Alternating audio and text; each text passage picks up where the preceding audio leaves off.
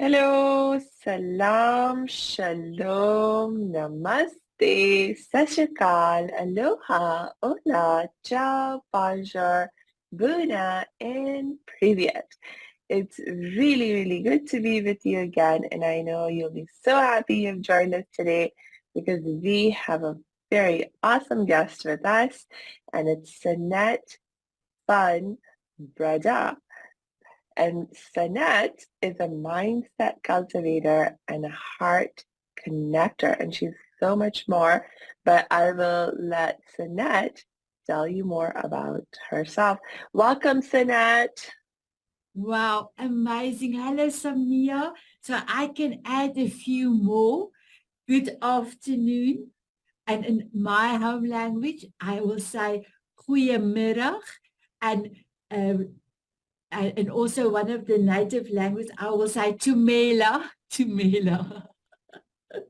So thank you for having me on your show. You are amazing. And I was very excited to be able to be here. Thank you. Yes. And Sanet, please tell us more about who you are and what you do. I am Sanet van Breda, and I am from Johannesburg, South Africa. And ladies and gentlemen, I was like this monarch butterfly. I was in a cocoon all my life. I am 58, almost 58. And when I turned 44, or 54, 4 years ago, I had a breakthrough on a beach. I had to travel, walk-wise, travel 3 miles, 5 kilometers to be with my family in a cave to take a picture. All of them are already in the cave. I was struggling on the sand. It was an overcast day, struggling on the sand, trying to get there. And at one stage, I felt I'm going to get a heart attack. And it was hectic. I looked over the ocean and I said to God, God, I cannot. What if my beautiful grandson Xander said, Omi, why are you not in the picture in the cave? Then I would have said, your Omi is too fat. So I do have a picture I can show you. This was me on that beach. That day, I will never forget, the sun came out. It hit my face and it hit my heart. That was my second life. I asked God, I said, I will do anything. I will do everything. Please help me. So I got to the cave. I've got the pictures to show I was in the cave. And then my daughter said, Ma, it's 5 kilometers back to the car park. And I said, come on. I was not tired. I was able to stay with the family. But I didn't tell the family what happened to me on the beach. Because I know what they're going to tell me. Sanet, forever you were on diet. I've done hundreds of them. I have done so many things. I didn't tell them. So the first thing I did, I stood in front of the mirror. So, Samia, if I can tell anyone, this needs to become your best friend. So I was standing in front of the mirror and I said to myself, Sanet, why do you want to lose the weight? I said, I know exactly why. I want to lose the weight because I want to be running on the beach and swinging on a swing with my grandson, Xander. He was 4 years old. And then I said, okay. I went a little bit closer to the mirror and I said, yes, okay. You want to lose the weight for Xander, to be able to play with him. But why? And I looked at it and I said, because there's so many things I wanted to do and have the energy and do stuff, because with this big body, it's difficult. Even to be in an airplane. It's so difficult because people don't want to sit next to you. If you need to go to the bathrooms, everybody, oh, you know, Now they must go in so that you can pause. So you sitting there, don't move. You actually are not good to your body because you don't want to go when you need to go, because you don't want to pass people.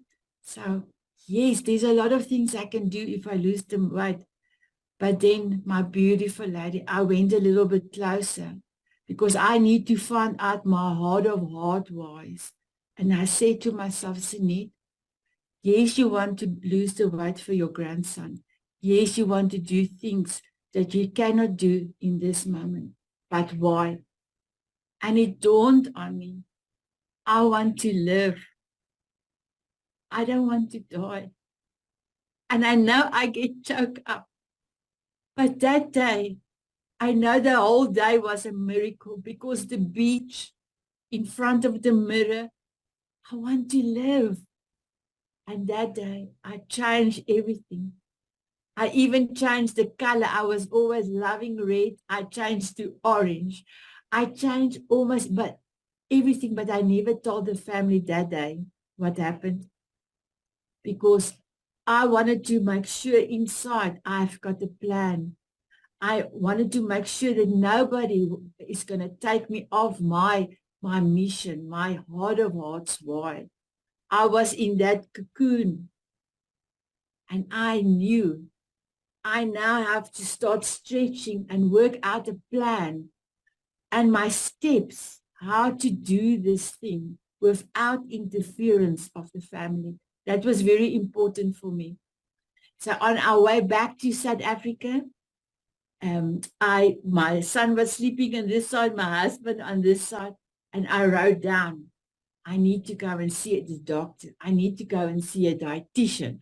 I need to go and see a psychologist. I need to find out why I cannot get rid of this fat. I need to. And that was the why the butterfly is starting to stretch and get his wings stronger for coming out of the cocoon to be free. Mm. So my beautiful lady, it took me 2 years to become a butterfly. 2 years of constantly looking what you eat, making sure you chew your food 28 times because your stomach doesn't have teeth. You have to chew properly, being mindful every minute, almost every minute of the day, eating mindfully. My dietitian was amazing. She gave me something for me. I had to eat 5 times. And it was so easy actually to follow and also movement even before I went to the dietitian and before I start to really do anything. That same day I asked my 3 whys. I knew I must eat a little bit less and move a little bit more. So my beautiful Samia, if somebody asks me, Sanet, you lost so much weight, can you give us your diet? And I said, I can tell you what to do. First of all, you have to move more and eat less than you now. Don't go or buy food, just do that. The second thing is go to a dietitian. And then they look at me with shocked eyes because I think I said, because I don't eat a variety of food. So the dietitian made the plan for me. And then thirdly, I said to them, start a relationship with yourself in the mirror. Go every day into the mirror and say, I love you. I love you. And look at yourself because unfortunately, we all see our defaults if self-love is not high in your priority. So people only see what is wrong with their face. And if I do have a session with a client, I will ask them, so if I am your mirror, look me in the eye and what will you see? And I promise you, every time the nose is too big or pimples or marks, and then I will say, as your mirror, I'm going to say, You've got beautiful eyes. And I look at the beautiful future of a person. And then like, I'm quite shocked to hear that, but they are beautiful. And I say to them, I can only see your beauty because the beauty is inside of me. And then I love to tell everyone you are beautiful because sometimes people need to hear that. And then when they go and stand in front of the mirror and they say, Sanet said, I'm beautiful. Am I really beautiful? And then they will start investigating. What does she see in me that I don't see? So yes, that's the reason for me is telling people that you are beautiful because that will make you think and then you will go and investigate. So it is a long story, Samia, but I am the butterfly. My monarch, a butterfly is also my logo. And my motto is show up for yourself. Mm. Step up, do the action. Because if you look after yourself and you love yourself unconditionally, you can love your family, you can love anybody. You can take care of anybody, but it must start here first. Yeah, in your golden heart that God have put inside of you to help you breathe, to help your whole body move, to help you. In Afrikaans, I call this my heart. Click, clock, click, clock, click, clock, because my heart is beating just for me. And I have to love my heart with all my love.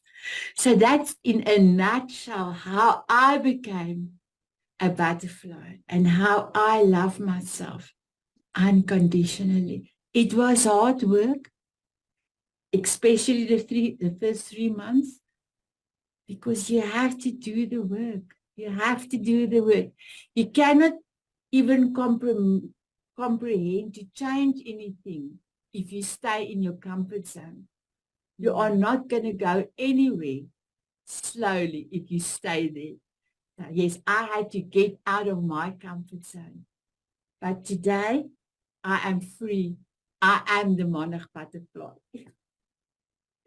I love it. That's amazing. Thank you for sharing your journey with us. You brought up so many amazing insights and points of wisdom. I mean, just what you shared in terms of when you asked the why and the wisdom that you showed in not just stopping at the first answer that you got, but you asked a second time, why does that matter? And a third time, why does that matter? And for some people, I realize they may need to go even deeper, but you uh, kept going. The point was that you kept going until you hit a why that really, really came from your heart, that touched your heart, and that was, powerful enough to keep you going. Because I know, like for me, um, that is oftentimes like when I have struggled to create some change in my life, that has been one of the challenges, that I don't have a why that's strong enough. So just that was such an amazing insight. Uh, Hey, thanks for tuning into this episode. Hope you're getting value out of it. For your information, this episode has been sponsored by the Happiness 101 program. Are you a change maker, coach, trainer, or healer? Are chains of fear holding you back from making the impact and income you desire? Using a unique combination of positive psychology and the spiritual wisdom of our most effective change makers, the Happiness 101 program helps you break through your limiting beliefs and manifest the abundance and success you desire with fun and ease. Interested? Book a free Happiness 101 exploration call with me, your happiness expert, Samya Vano. Just use my online calendar link in the show notes. Now, back to the show. I think if you, I say, if your why is big enough, you can do anything. You can do everything. But you have to go and investigate what is your core why. And for me, the three whys, asking the three whys was just brought me to the realization. I want to live. I want to be 120 years old. I still got 62 years to go. I laughed. My grandson said to me, Oma, if you're so old, will you have teeth? And he was like, he said, yes, my beautiful one. The doctor will give me shop teeth. So not my own teeth, but he will give me beautiful teeth. And he said, okay. And then he's happy as long as Oma has got teeth. So Oma in South Africa is granny, but he actually called me Omi. And that's a small, it's more, it's like an endearment for granny. And in the meanwhile, I had two grandsons because my daughter got a miracle baby. So I was longing to go and see them. And 3.5 years later, I was in November on my way to New Zealand. And the first thing I did is that morning I landed in Auckland. That afternoon, my two grandsons and me were on the swings on the beach, and we were swinging because that imagination I have held on to so much. So your first thing, if you want to change anything in your life, you have to look at your why. And then the second thing is to use your imagination. And I love to say, dream in 3D. Use all your senses. Start with the end result. So I didn't dream how I'm going to eat. I dreamed. Well, at that stage, I only had one grandson, but I dreamed how I was holding on to the swing and I was looking at my beautiful grandson and he was laughing. I could see the wind. I could see, and feel the wind and see the sea. And I even brought oranges. I love oranges. I love when you peel the skin and the skin burst and that smell. I love the taste and the smell of oranges. I even put that in my imagination because if you put your everything in plus your feeling, that image is so vivid. You don't want to change. And then you start working from that image. You start working backwards. How, and that's my point number 3, your what and your who. How are you going to work backwards to accomplish that dream? And who is going to help you? So my beautiful Samaya, I didn't say how. I said who and what. Because I left the how to God. He have shown me to go to the doctor. When I got to the doctor, he said, no, he doesn't think there's anything wrong with me, but you can anyway send me to the the internist is a specialized doctor. And when I got all the blood work done, the doctor said, you would have never lost the weight. Never. I was shocked. I said, why? He said, your thyroid is not working. This is not working. So your metabolism is not going. You putting food in and you're just getting wider. And I was shocked. I said to you, but I am going to this gynecologist for 12 years.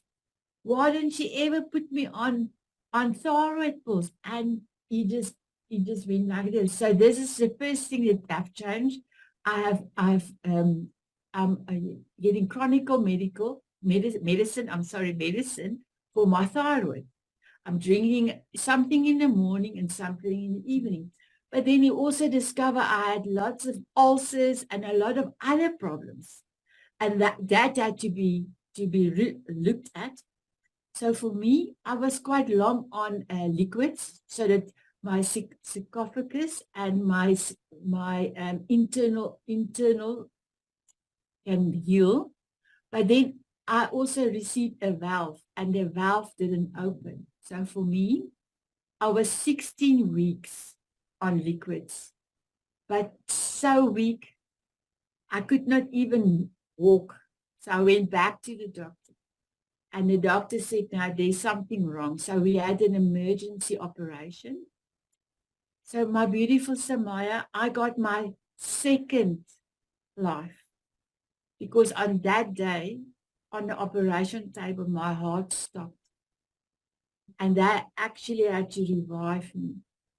And then when I awoke, the doctor said, oh, we almost lost you. And I think that even shocked me even more, because if I wanted to cheat before, there was no, I cannot. So God have given me another beautiful present, to have a beautiful day every day.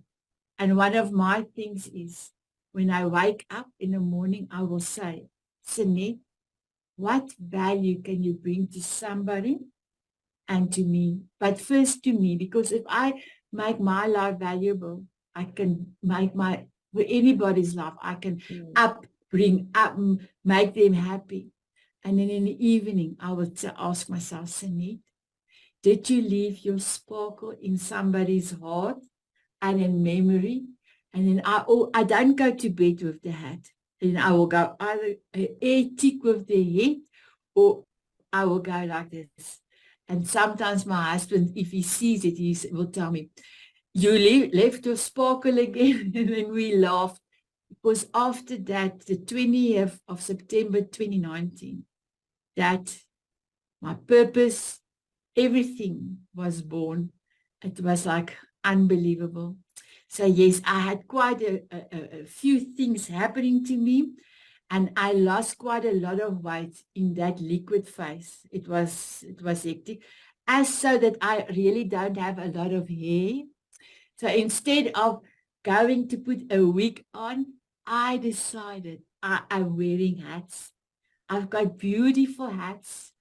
And after I started with the Diamond Beauties, and my business name is Self Love Ignites Me LLC, I was always with the hat, and that became my brand. So yes, I am, they called me the lady with the hat that talks about self-love and mindfulness. But I embrace what I didn't have. So Yeah. I did something else. So Oh my gosh. Again, you just shared so many amazing, so many amazing bits of wisdom.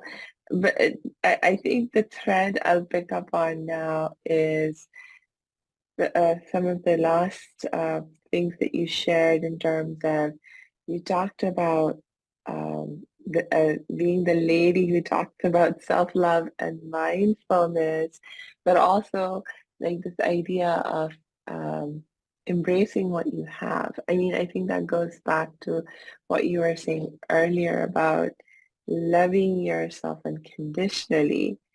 Ah, that is, I think, also something that I know a lot of us struggle with. It's you know, I think for people who want to see a big change in their lives, a lot of times the problem that they can run into, that I know I had run into in my life in the past, was that you think to yourself, when I achieve that change, then I'll be able to love myself. And somehow, logically, it seems to make sense, but in reality that doesn't work. Can you maybe share a little bit of your wisdom with me on why can't we wait until the change has happened to love ourselves? It's if I can compare it to faith, if you pray, you and I will say you actually have to have faith. It's going to happen. Mm, But sometimes people want to see it before believing it. But for me, I've now mentioned the why, I've mentioned the dreaming, and I've mentioned the what and the who. My fourth step is the action. Action. Because you really have to take action. Going to stand in front of the mirror, doing the work. That's my stepping up, doing the work. And then persistence. That's the whole thing. So for me, if you want to change it and really put your whole body, if you want to change one thing in your life with all your heart, your soul, and your body, you have to go and see what is the end result. And yes, before my journey, if you have told me, Sanet, you have to see this before becoming this. You have to see it. I don't think I would not have been there with my process. I would never understand it. But as soon as I have in anything I'm doing now, even my projects, and I've got amazing projects, and it's like amazing, amazing. I have dreamed it already. My TV show, I've dreamed it in February 2022. My first episode was the 15th of January 2023. Almost 8 months later, it happened. But I know that's very difficult because you are in this state, but you want to move to tomorrow to a better state or a slimmer body, if I can have that analysis. But the thing is, if you don't think that the slimmer body is possible, you will not do your everything today. And tomorrow, you will wish for another day. And so you will wish your life away, and you didn't do the things that you wanted to do. Because the thing is, you have to think the end result first. It's like I know I say, if your faith is like a mustard seed, you can accomplish anything. And that is very difficult because as humans, one of the defaults that we have is that for now a generation is instant gratification. But the default is we will only see, or we will only believe when we see it. But what if I can tell, and I'm telling a lot of people, I'm putting it my life mission to tell the people, love yourself, do mindfulness exercises every day. What if somebody like me can come and tell you, if what you have done is not working, why? Just for once, change it. Look at what the end result will be. And then dreamed it. Know your why for that end result. And then go and see who you need, what you need. And then you have to take the action. You cannot sit in the stool and say, I am fit, for example. If you don't walk or exercise, or like me, I am dancing many times a day. I have this forever song process that I have also gifted to other people. But like yesterday, I have danced 17 times. 17 times. Today, I had to visit somebody's mother. So the dancing was a little bit less. I did 3 this morning, and I will definitely do 2 more before going to bed. But that dancing makes me happy, bring me in the present moment. So that's the action. And then my beautiful Samaya, I told you, and my motto is show up for yourself and for others. Stepping up, that's the action. And then my third leg on my motto is soul up.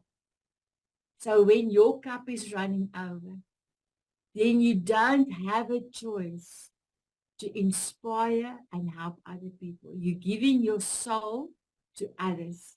So soul up, that's the third part of my step. Before you soul up, there's one more. On my 5-point steps, there's one more. Number 5. And I'm sure you will know what number 5 is because I already allude to it for my dancing on my forever song, is to celebrate. Celebrate small and big milestones. Because when you start to celebrate, your brain will tell you, oh, you can celebrate when this is done. So come on, Sanet, come on. Do that, do the action. So celebration is for me a big thing. When I was on my journey, I celebrate scalable and non-scalable items. For instance, I needed a BMI body mass index scale to measure, as New Zealand only takes, will give you a work permit if your BMI is less than 35%. Mine was 54%. It was a big gap. So I needed that scale. So I remember my husband called me, and we called love once in Afrikaans Liefie. So Liefie is like my love. So he called me, Liefie. And I said, yes, Liefie. And he said, I've got a present for you. So I came to the front and he said, here's a box for you. And I'm like a child. I opened my box. I saw it was a scale. I hugged the scale. And he looked at me and he said, Sanet, am I chopped liver? You must give me the hug, not the scale. And I gave him a hug. So even when I was able to sit in a chair without looking for a bench or a bigger chair in a restaurant, I even celebrate that. It was the celebration. And there's one more thing that you ask. One important thing is to keep on keeping on. If you really want to change, you have to keep on keeping on. Persevere. I can never say that word. That's why I say keep on, keep on. Because if you can continue with your new actions, it will become a habit. And with a new habit, you can become a monarch butterfly or any butterfly that's beautiful. Oh, thank you so much for that, Sanet. And I want to keep asking you questions, and we are running out of time, but I have to ask you one more question. Going back to that mindfulness piece, can you tell me just a little bit more about what mindfulness means? Because I think this word, it's a lot of people are hearing it these days, but they don't really understand what it's all about. And so what is mindfulness and how does that connect to self-love? How does it allow you to love yourself more and better?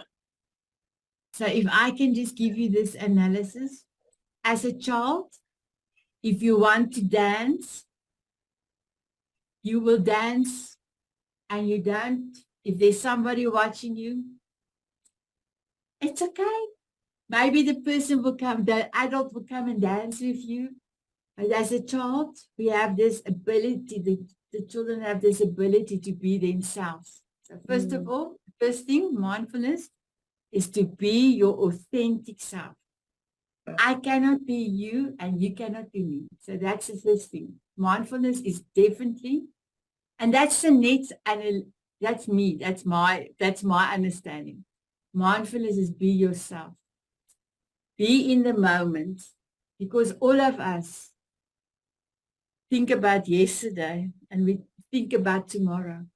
But if we are here in the moment, yes, when you do your goal plans, you will have to look at your back and see what was working and what not. And yes, while you're busy with your goal plan or your life blueprint, you need to look in the front because you have to look at your 6 months from here, 2 years, 10 years from here. Yes, but you can only change that future in the moment that you are. So be yourself, be in the moment. If a thought comes into your mind that presses your default point. So my default point was, you are not good enough. My default was, I am not good enough. So when this thought comes into your mind, first of all, I will put my concentration on my nose and I will start to breathe. I will do about 2 breaths and then I will go back to the thought and I will say, okay, no judgment, I hear you. And if there is something that I can do to make this point the way that I want to be, because I am good enough for anything, for everything, then I will look at the point and I will work on it. But after my analysis, if I don't need to change, then I'm not going to change. One example, when I was very big, I had a very big stomach. My laughter was beautiful because it was all encompassed in my stomach and it sounded to like drums. But now I don't have the big stomach. So my laughter is not as it was. So some of the family members and friends said, Sanet, please don't laugh out aloud. So thought came in my mind, Sanet, your laughter is not good. Your laughter is irritating their ears. So, first of all, Sanet, now I'm going internal. Sanet, I did a breathing. Sanet, do you love to laugh? Yes, I love to laugh out of my stomach. Can you do anything about their ears? No, they can get used to my laughter. Or they can walk away. They have a choice. Are you happy with that feeling? And I normally get like this feeling of yes. And then I will tell this thought, thank you for coming into my mind. But you know what? I have dealt with it now and I don't want it anymore. So later on, a few months later, nobody complained and they all laughed with me. So in a nutshell, mindfulness is being in the moment with your thoughts, and even if there is default faults coming in, to no judgment, to look at the positive and the negative and decide what is the best for you. And that incorporates self-love because you put yourself first as you are the most important person in your life. And you can only help and love other people if you do yourself. So I hope that the long answer, but that was the easiest way for me just to explain mindfulness. I love it. I love it. I actually really, really appreciate the way you understand it because you're right. I know when I talk to people about being in the moment, for example, a lot of times people will get focused on what they don't love, what they don't like in the moment. I'm like, okay. And let's see if we can change that habit and focus on what we do love, what we do want, that is in the moment, the gifts that we have in the moment. Because you're so right. If you want to create change, doing it with self-love and with this loving energy and perspective, it's so much more fun and easy to create change. Yes, fun and easy, like your logo. I love Yeah, it. I love it. Yes, yes, I love it. exactly. And it is fun and easy because there is, you are your worst enemy. Do you know that? With all the Mm-hmm. talk that you are telling yourself.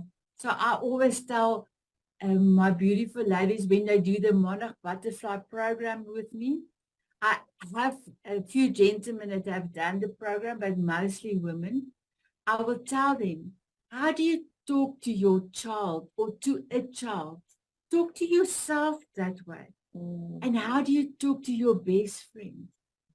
Talk to yourself like you actually are your own cheerleader. You are your yeah, own best friend. Just yeah, change small bits and it will change the world for you. yeah, exactly. And oh, yes, yes, yes. I agree with you. I so agree with you. And so then we'll have to bring you back because, like I said, you keep bringing up so much amazing insight and wisdom that I want to keep asking you questions. So if I can, maybe I can tell you that I will be gifting you because you were on my TV show, a forever song process. But for your viewers, I will also gift this amazing process for them.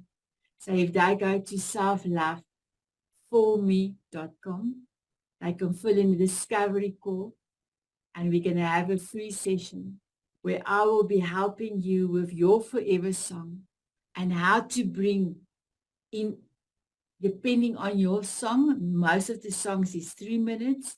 The longest song I had was 6.5 minutes.